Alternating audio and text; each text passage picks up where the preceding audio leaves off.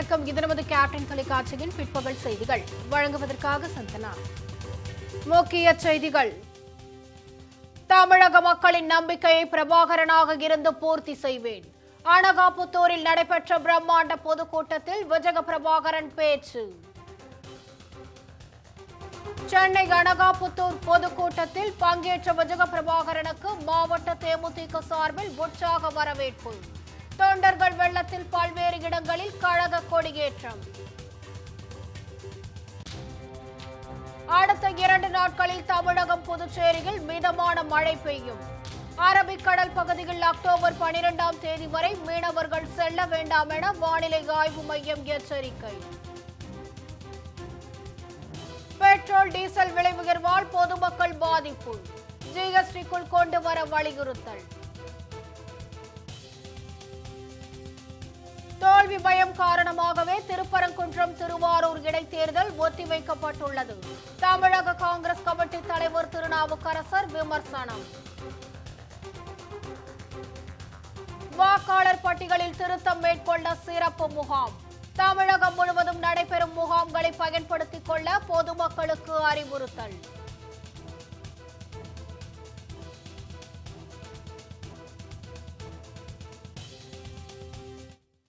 விரிவான செய்திகள்.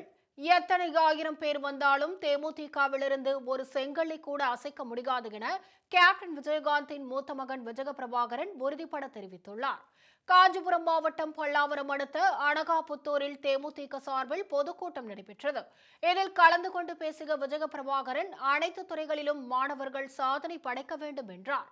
மற்ற நகரங்களை ஒப்பிடும் போது சென்னை முழுமையாக வளர்ச்சி பெறவில்லை என்று கூறிய அவர், தமிழகத்தில் நிலவும் தற்போதைய பிரச்சனைகளுக்கு தீர்வு காண ஒரு நல்ல தலைவர் வர வேண்டும் என்றும் அந்த தலைவர் விரைவில் வருவார் என்றும் தெரிவித்தார். ஸ்கூல் ஃபங்க்ஷன் சொன்னாங்க. அதனால ஸ்டூடெண்ட்ஸ் நான் வேண்டுகோள் என்னன்னா, கொஞ்ச நாளைக்கு முன்னாடி பெங்களூர் போயிருந்தேன். நம்மளே மாதிரி மனுஷங்க தான் அங்கேயும் இருக்காங்க. அது ஏன் அங்கே மட்டும் ரொம்ப எப்படி சொல்ற சிட்டிலாம் ரொம்ப டெவலப் ஆகிருக்கு, இன்னும் சென்னை அந்த அளவுக்கு ஆகலை. இங்கே வந்து நம்ம ஸ்டூடெண்ட்ஸ்கிட்ட கேட்டோன்னா எல்லாருமே ஒரு நேரோவாக நீங்கள் உங்களையே கம்மி பண்ணிக்கிறேன் எனக்கு தெரியல. எதுக்கு யார் கேட்டாலும் 3 விஷயம் தான் சொல்கிறாங்க. லாயர் ஆகணும், இன்ஜினியர் ஆகணும், டாக்டர் ஆகணும்னு. அந்த 3 மட்டுமே இல்லை, அதில் நிறையா இருக்குது. எவ்வளவோ விஷயம் இருக்குது இந்த உலகத்தில். அது ஸ்கூல்லேருந்து டீச்சர்ஸ் எல்லாம் ஸ்டூடெண்ட்ஸுக்கு வந்து நிறைய விஷயத்தை கொண்டு வரணும். நாங்கள் படிக்கும் போதெல்லாம் 10th +2 அப்போல்லாம் இன்டர்நெட்டில் அந்த அளவுக்கு இல்லை. பட் இப்போ பார்த்தீங்கன்னா ஒரு நிமிஷத்தில் உங்களுக்கு எல்லாமே கிடைக்குது ஃபோனில்.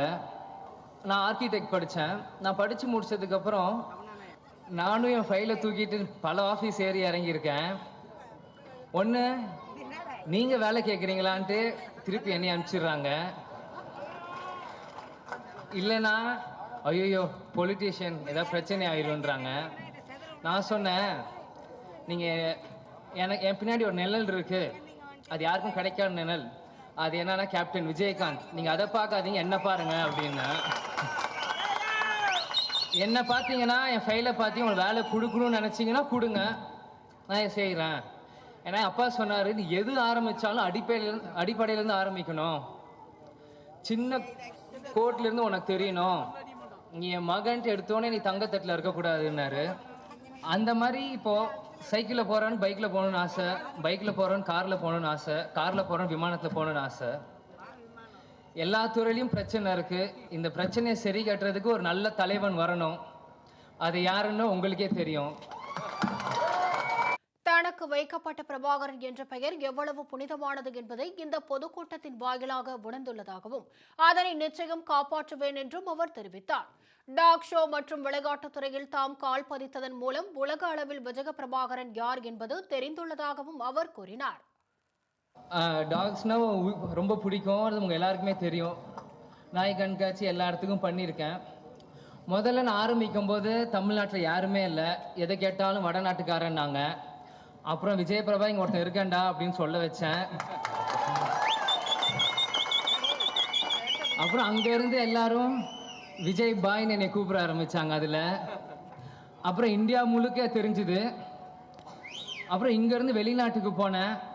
இப்போ வெளிநாட்டிலேருந்து இந்த துறையில் சொல்கிறேன், ஆனால் மீடியாவில் பெரிய துறையில் இந்த துறையில் சேர்ந்தவங்களுக்கு தெரியும். வெளிநாட்டிலேருந்து இந்தியாவில் யாருன்னா விஜய் பிரபாகர் என் பேரை சொல்லுவாங்க. இது வந்து நானாக என் இன்ட்ரெஸ்ட்டில் பண்ணேன். ஆனால் எனக்கு உறுதியாக இருந்தது அப்பா உன்னால் முடியும் பண்ணுனாரு. நான் இப்போ இந்த உலகத்தில் எந்த நாட்டுக்கு போய் இறங்கினாலும் எனக்குன்னு ஒரு 100 பேர் இருக்கான். சென்னை ஸ்மாஷர்ஸ்னு ஆரம்பித்தேன். இந்தியாவே கிரிக்கெட் பின்னாடி போயிட்டுருக்கு, நம்ம வேறு மாதிரி யோசிக்கணும் அப்படின்னு சொன்ன மாதிரி தான் பேட்மிண்டன் வந்துச்சு.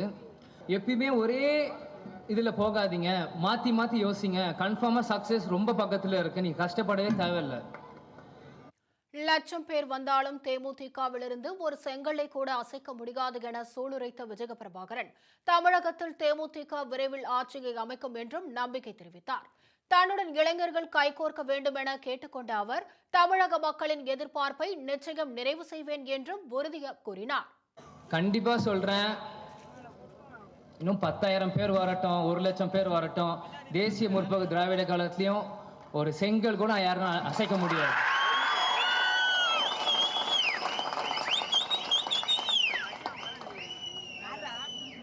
இதை நான் கேப்டன் மகனா சொல்ல, ஒரு தமிழனா சொல்றேன். ஏன்னா அதான் உண்மை. நான் ஒரு இளைஞனா இங்கே வரப்போ நான் தனியாக இங்கே எதுவும் பண்ண முடியாது. என் கூட பல லட்சம் இளைஞர்கள் வரணும். ஏன்னா நீங்கள் வந்து ஓ விஜயகாந்த் பையன் பெரிய ஆளுன்னு பார்க்காதீங்க, உங்கள் ஃப்ரெண்டாக பாருங்க.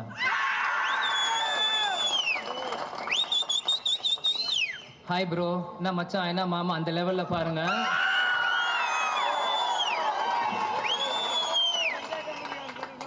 சேர்ந்து கை கொடுங்க, கண்டிப்பாக சாதிப்போம். கொஞ்சம் திமிரு ஜாஸ்தி, ஆணவ திமிர் இல்ல. திரும்பியும் சொல்றேன், சத்தியமா அடுத்த வருஷம் தேசிய முற்போக்கு திராவிட ஆட்சி அமைக்கும்.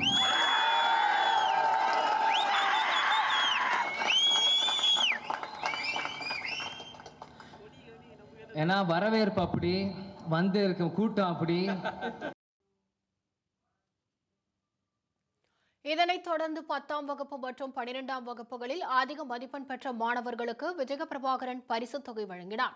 தொடர்ந்து ஏழை எளிய பெண்களுக்கு தையல் இயந்திரம், சேலை மற்றும் சலவை தொழிலாளர்களுக்கு அயன் பாக்ஸ், ஆட்டோ ஓட்டுநர்களுக்கு சீருடை உள்ளிட்ட உதவிகளை விஜய பிரபாகரன் அப்போது வழங்கினார்.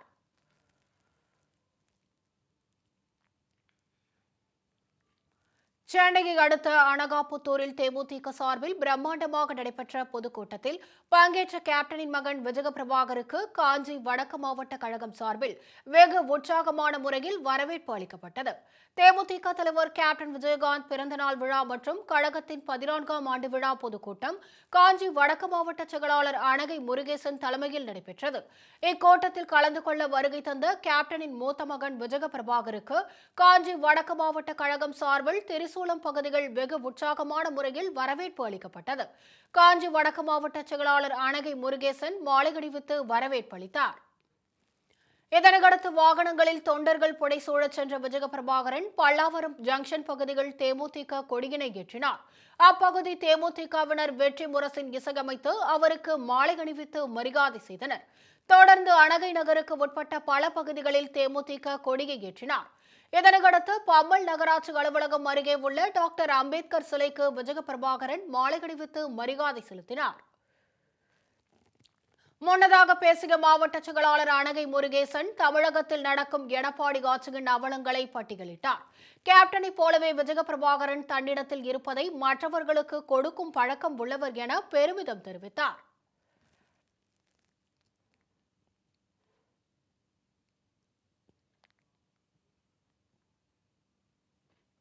கேப்டன் விஜயகாந்த் கூறினால் தமிழகம் முழுவதும் சுற்றுப்பயணம் செய்ய தயாராக உள்ளதாக விஜய பிரபாகரன் தெரிவித்தார்.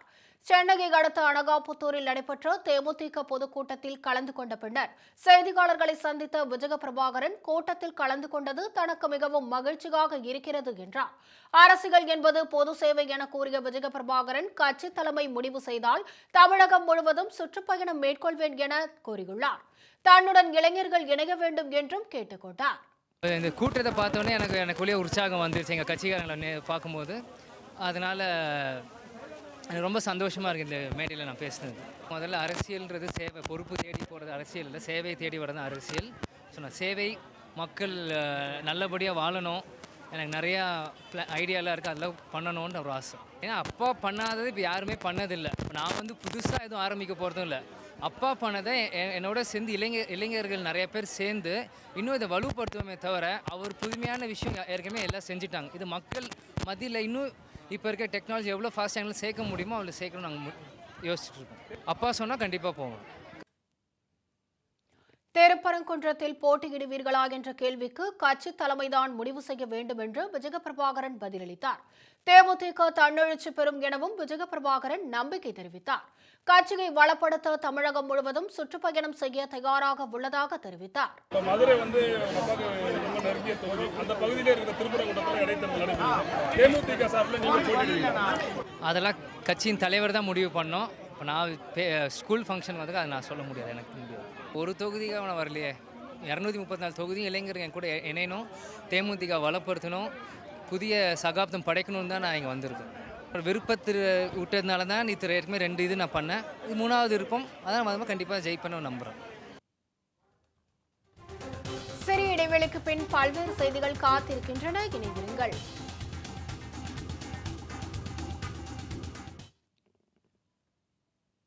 தோல்வி பயம் காரணமாகவே திருப்பரங்குன்றம் திருவாரூர் இடைத்தேர்தல் ஒத்திவைக்கப்பட்டுள்ளதாக தமிழக காங்கிரஸ் கமிட்டி தலைவர் திருநாவுக்கரசர் விமர்சித்துள்ளார். சென்னை விமான நிலையத்தில் செய்தியாளர்களை சந்தித்த அவர் இதனை தெரிவித்தார். மழையை காரணம் காட்டி திருப்பரங்குன்றம் திருவாரூர் இடைத்தேர்தலை தள்ளி வைப்பது ஏற்புடையதல்ல என கூறிய அவர், தோல்வி பயம் காரணமாக தேர்தல் நடத்தப்படவில்லை என்றும் கூறியுள்ளார். மேலும் துணைவேந்தர் நியமனத்திற்கு பணம் பெறப்பட்டது தொடர்பாக நடவடிக்கை எடுக்க வேண்டும் என்றும் திருநாவுக்கரசர் வலியுறுத்தினார். குறைஞ்சபட்சம் 6 மாதத்துக்குள்ள தேர்தல் நடத்தணும். திருப்பரங்குன்றம் திருவாரூர் தேர்தல் நடத்தியிருக்கலாம். ஒருவேளை ஆளுங்கட்சி அதிமுக தோற்று போகும் என்கிற பயப்படுகிற காரணத்தினால மழையை காரணம் காட்டி வேண்டுகோள் விட்டதன் அடிப்படையில் தேர்தல் தள்ளி வைக்கப்பட்டிருப்பதாகவே கருத தோன்றுகிறது. பல்கலைக்கழகங்களில் துணைவேந்தர்கள் போடும்போது பல நிலைகளில் பணம் வாங்கி கொண்டு போடுறதுனால தான் அங்கங்கே பெரிய லெவலில் ஊழல் நடக்குது. பல்கலைக்கழகங்களில் பணத்தை கொடுத்துட்டு போகிறவங்க அந்த பணத்தை சம்பாதிக்க பார்க்குறாங்க. அதனால் அங்கங்கே முறைகேடுகள் ஊழல் நடக்கிறது. இருந்தாலும் ஆளுநர் மூலமாக தான் போய் ஒப்புதல் வரணும். அதனால் இப்போ இருக்கிற ஆளுநர் இதற்கான நடவடிக்கை எடுக்கணும். ஹிமாலய அளவுக்கு பெட்ரோல் டீசல் விலையை ஏற்றிவிட்டு சிறிதளவு குறைப்பது எந்த விதத்திலும் நியாயம் இல்லை என்றும் திருநாவுக்கரசர் தெரிவித்தார்.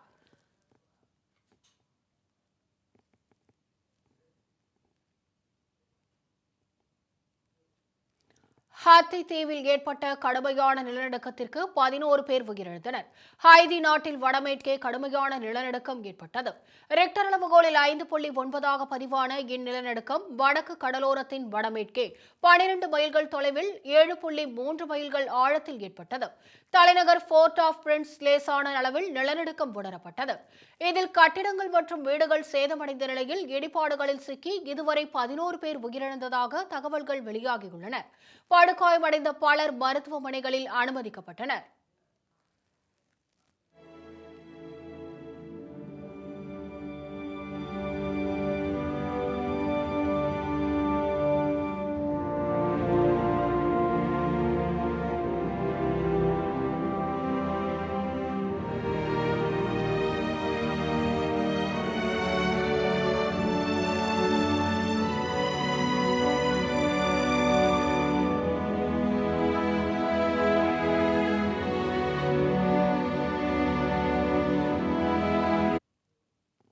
சென்னையில் பெட்ரோல் விலை லிட்டருக்கு 15 காசுகளும் டீசல் விலையில் 31 காசுகளும் உயர்த்தப்பட்டுள்ளது.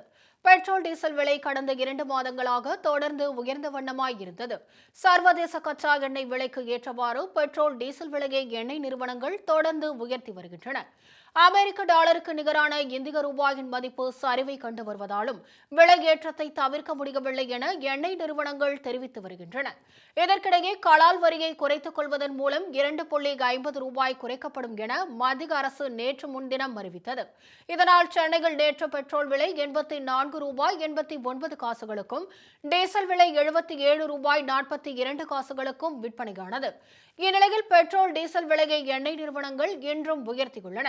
அதன்படி பெட்ரோல் விலை 15 காசுகள் உயர்ந்து 85 ரூபாய் 4 காசுகளுக்கும், டீசல் 31 காசுகள் அதிகரித்து 77 ரூபாய் 73 காசுகளுக்கும் விற்பனை செய்யப்படுகிறது.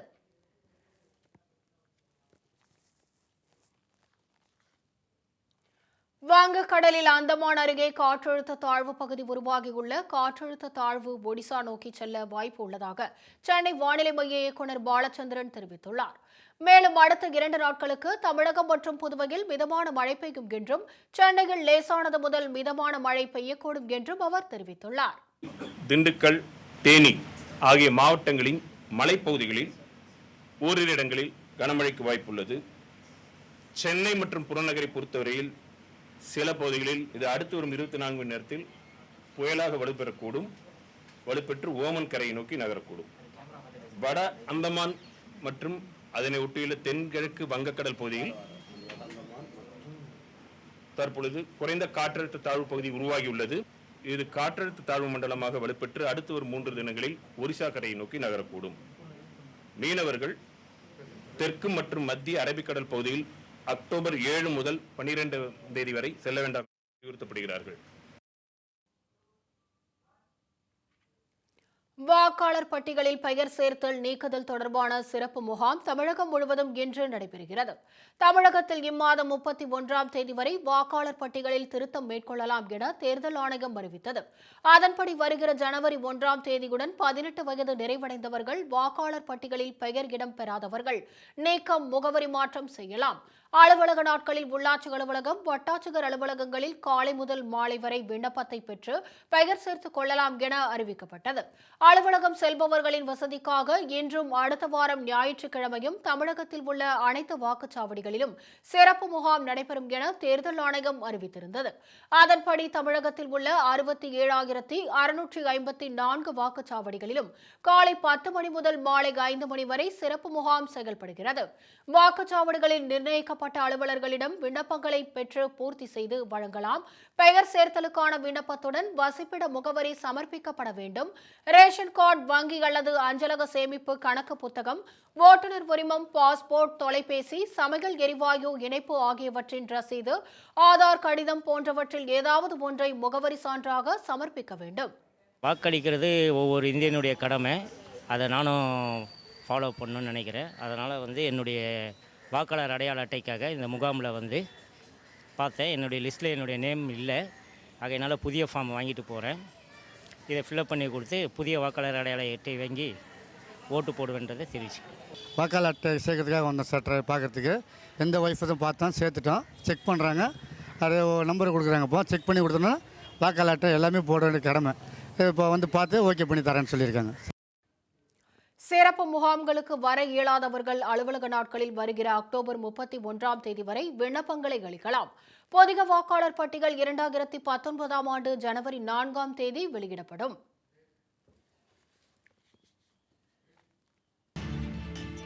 OPS TTV தினகரன் இடையே நடப்பது பங்காளிகள் சண்டை என்றும் அதற்கும் தங்களுக்கும் எந்த சம்பந்தமும் இல்லை என்றும் மத்திய அமைச்சர் பொன் ராதாகிருஷ்ணன் தெரிவித்துள்ளார். கன்னியாகுமரி மாவட்டம் பத்மநாபபுரத்தில் செய்தியாளர்களை சந்தித்த அவர் இதனை தெரிவித்தார். மேலும் துணைவேந்தர் நியமனத்தில் நடைபெற்ற ஊழல் தொடர்பாக ஆளுநர் விரிவாக எடுத்துரைப்பார் என்றும் அவர் அப்போது கூறினார். துணைவேந்தர்கள் நியமனத்தில் பல கோடி ஊழல் நடந்ததாக கவர்னரே சொல்லியிருக்கிறார். அந்த ஊழல் நடந்ததாக சொல்லக்கூடிய இது அவர் சார்ந்த துறை. அவரே அது துறை இல்லை, அவர் தான் அந்த துணைவேந்தர் நியமனம் என்பதை அவர் தான் ஃபைனல் பண்றாரு. அவரே இந்த விஷயத்தை சொல்லியிருக்கிறாருன்னா அந்த சம்பவத்தை நீங்கள் எப்படி பார்க்குறீங்க? அவங்க சொன்னது என்ன நடந்திருக்குது அப்படின்னு சொன்னாங்களே ஒழிய யார் யாருங்கிறதுன்னு சொல்லலை. அது அவங்க சொல்ல வேண்டிய சூழ்நிலை இருந்துன்னு சொல்லுவாங்க.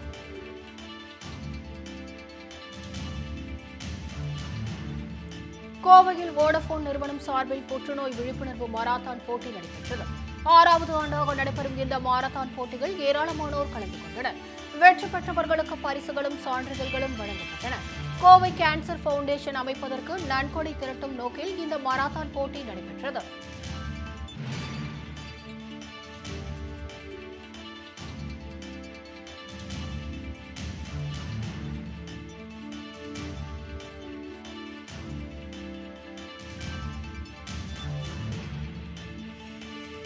கடலூர் மாவட்டம் காட்டுமன்னார் கோவில் அருகே சாலை வசதி செய்து தரக்கோரி சேரும் சகதியுமாக உள்ள வீதிகள் நாற்று நடும் நூதன போராட்டத்தில் பொதுமக்கள் ஈடுபட்டனர். 50க்கும் மேற்பட்ட குடும்பத்தினர் வசித்து வரும் ராஜசூடாமணி கிராமத்தில் கடந்த 15 ஆண்டுகளாக சாலை வசதி செய்து தரப்படவில்லை என கூறப்படுகிறது. இந்நிலையில் அவ்வப்போது பெய்யும் மழையால் சேரும் சகதியுமாக சாலை இருப்பதால் தாங்கள் கடும் இன்னலுக்கு ஆளாவதாக அப்பகுதி மக்கள் புகார் தெரிவித்தனர். ஈரோடு மாவட்டம் சத்தியமங்கலம் பகுதியில் பெய்து வரும் தொடர் மழையால் கோவை தேசிய நெடுஞ்சாலை துண்டிக்கப்பட்டுள்ளது. சத்தியமங்கலம் கோவை தேசிய நெடுஞ்சாலையில் புதிய பாலம் கட்டப்பட்டு வருவதால் தற்காலிக தரைப்பாலம் அமைக்கப்பட்டது. இந்த தரைப்பாலம் அடித்துச் செல்லப்பட்டதால் போக்குவரத்து கடுமையாக பாதிக்கப்பட்டது. தஞ்சை மாவட்டம் திருவிடைமருதூரில் நாகமாரியம்மன் கோவில் கும்பாபிஷேகம் வெகு விமரிசையாக நடைபெற்றது. கொட்டும் மழையில் சிவாச்சாரியார்கள் மந்திரங்கள் முழங்க கோவிலில் உள்ள புனித கலசங்கள் புனித நீர் ஊற்றப்பட்டது. பின்னர் அம்மனுக்கு சிறப்பு அலங்காரத்துடன் தீப ஆராதனை செய்யப்பட்டது. இதில் ஏராளமான பக்தர்கள் கலந்து கொண்டு சுவாமி தரிசனம் செய்தனர். டெல்லியில் நடைபெற்ற 13வது அகில இந்திய சாம்பியன்ஷிப் புளோர் பால் விளையாட்டுப் போட்டிகள் தங்கப்பதக்கம் வென்று தாயகம் திரும்பிய மாணவர்களுக்கு தேனி மாவட்டம் கம்பத்தில் உற்சாக வரவேற்பு அளிக்கப்பட்டது. இப்போட்டிகள் பல்வேறு மாநிலங்களுடன் மோதி இறுதிப் போட்டியில் டெல்லி அணியை வீழ்த்தி தேசிய அளவில் தங்கப்பதக்கத்தை பெற்று தமிழக அணி சாதனை படைத்தது. இதனையடுத்து தமிழக அணியில் இடம்பெற்ற தங்கம் வென்ற தேனி மாவட்டம் கம்பத்திற்கு வருகை தந்த பள்ளி மாணவர்கள் மோனிஸ் கிரண் மற்றும் தினேஷ் பாரதி ஆகியோரை பாராட்டி பள்ளி நிர்வாகம் சார்பில் உற்சாக வரவேற்பு அளிக்கப்பட்டது. அவர் என்கரேஜ் பண்ணி எங்களுக்கு சொல்லிக் கொடுத்து விளையாட சொல்லிக் கொடுத்து ஒரு கேம் இருக்கிறதே தெரியாது எங்களுக்கு. நாங்கள் சும்மா வர அப்படி படிப்பு இருந்தோம். ஒரு கேமில் என்கரேஜ் பண்ணி எங்களை இவ்வளோ நிலைமைக்கு எடுத்துகிட்டு போய் ஒரு நேஷனல்ஸில் அட்டன் பண்ணி வச்சு ஜெயிக்க வச்சது எல்லாமே எங்கள் பேரண்ட்ஸ் எல்லாம் எங்கள் கோச் சார்ஸ் டீச்சர்ஸ் எல்லாருமே செம்ம என்கரேஜ்மெண்ட் பண்ணாங்க. அதனால தான் இந்த நிலைமைக்கு நாங்கள் வந்திருக்கோம். இன்னும் நாங்கள் மேலும் மேலும் வெற்றி அடைஞ்சு இந்தியன் இது இன்டர்நேஷ்னல் எல்லா இதுக்கும் போகணும்.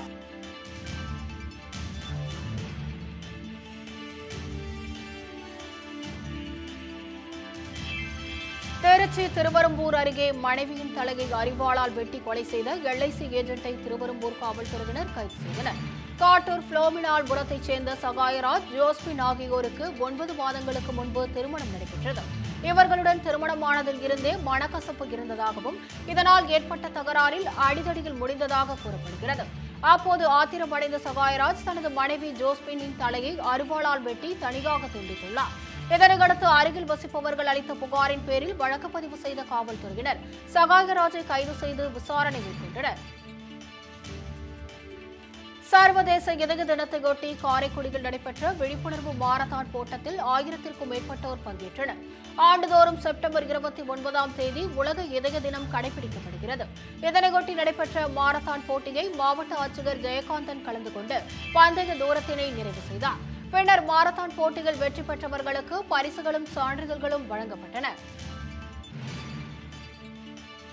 திருவண்ணாமலை மாவட்டம் செங்கம் அருகே பாழடைந்த கட்டிடத்தில் இயங்கி வரும் அரசு பள்ளியில் மழைநீர் புகுந்ததால் மாணவர்கள் கடுமையாக பாதிக்கப்பட்டனர். வேடங்குப்பம் பகுதியில் இயங்கி வரும் அரசு தொடக்கப் பள்ளியில் 60க்கும் மேற்பட்ட மாணவர்கள் கல்வி பயின்று வரும் நிலையில் தொடர் மழை காரணமாக மழைநீர் வகுப்பறைக்குள் நுழைந்ததால் வேறு வழியின்றி மாணவர்களை அவர்களது பெற்றோர்கள் வீட்டிற்கு அழைத்துச் சென்றனர். கடலூர் மாவட்டம் திட்டக்குடி அருகே அரசு பேருந்து மோதியதில் 2 வயது குழந்தை உயிரிழந்த நிகழ்வு அந்த பகுதியில் சோகத்தை ஏற்படுத்தியது. கீழ்ஜவனூர் கிராமத்தைச் சேர்ந்த ஸ்ரீதேவி என்ற 2 வயது குழந்தை தனது வீட்டின் அருகே நின்று கொண்டிருந்த போது திட்டக்குடி நோக்கி சென்று கொண்டிருந்த அரசு பேருந்து மோதியதில் நிகழ்விடத்திலேயே பலியானது. இதுகுறித்து தகவல் அறிந்த காவல்துறையினர் குழந்தையின் உடலை மீட்டு திட்டக்குடி அரசு மருத்துவமனைக்கு அனுப்பி வைத்தனர். நாமக்கல் மாவட்டம் அணைக்கட்டுப்புதூர் கிராமத்தில் அமைந்துள்ள ஸ்ரீ சித்தீஸ்வரர் கோவிலில் சனி பிரதோஷத்தினையொட்டி நடைபெற்ற 108 சங்காபிஷேகம் மற்றும் ஹோமத்தில் ஏராளமான பக்தர்கள் கலந்து கொண்டனர். முன்னதாக நந்திகம் பெருமானுக்கு சிறப்பு அபிஷேகம் மற்றும் ஆராதனை நடைபெற்றது. சனி பிரதோஷத்தினையொட்டி அப்பகுதியில் உள்ள கற்பகநாதேஸ்வரர், திருச்செங்கோடு பிரம்மபுரீஸ்வரர் உள்ளிட்ட பல்வேறு கோவில்களிலும் சிறப்பு வழிபாடுகள் நடைபெற்றது. திருவள்ளூர் அருகே பழைய மேம்பாலத்தை அகற்றும் போது ஏற்பட்ட விபத்தில் அதிர்ஷ்டவசமாக ஓட்டுநர் உயிர் தப்பிய காட்சிகள் வெளியாகி பரபரப்பை ஏற்படுத்தியுள்ளன. சாலை விரிவாக்க பணிக்காக ஆரணி ஆற்றின் குறுக்கே தேசிய நெடுஞ்சாலையில் பழைய மேம்பாலத்தை அகற்றும் போது திடீரென்று பாலம் உடைந்து பாலத்தை உடைப்பதற்கு பயன்படுத்தப்பட்ட இயந்திரம் தலைகீழாக ஆற்றில் கவிழ்ந்து விபத்துக்குள்ளானது. விழுப்புரம் மாவட்டம் ரிஷிவந்திகம் தொகுதியில் உள்ள மூங்கில் துறைப்பட்டு பகுதியில் அமைந்துள்ள கள்ளக்குறிச்சி கூட்டுறவு சர்க்கரை ஆலையில் இயக்குநர்களுக்கான வேட்புமனு தாக்கல் நடைபெற்றது. இதில் தேமுதிக உள்ளிட்ட அனைத்து கட்சியினரும் வேட்புமனுக்களை தாக்கல் செய்தனர். முன்னதாக விழுப்புரம் மாவட்ட தேமுதிக ஒருங்கிணைந்த மாவட்ட செயலாளர் அண்ணாதுரை மற்றும் மாநில பொதுக்குழு செயலாளர் டி.கே. கோவிந்தன், ஒன்றிய செயலாளர் RMS காமராஜ், முன்னாள் ஒன்றிய கவுன்சிலர் கோதண்டராமன், ஒன்றிய செயலாளர் அஞ்சாமணி உள்ளிட்டோர் வேட்புமனு தாக்கல் செய்தனர். முன்னதாக மூங்கில் துறைப்பட்டு பேருந்து நிலையத்திலிருந்து மேளதாளங்களுடன் ஊர்வலமாக சென்ற தேமுதிகவினர் எம்ஜிஆர் மற்றும் அண்ணா சிலைகளுக்கு மாலை அணிவித்து மரியாதை செலுத்தினர்.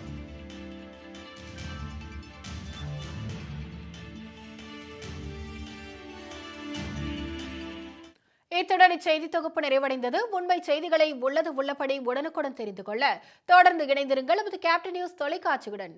வணக்கம்.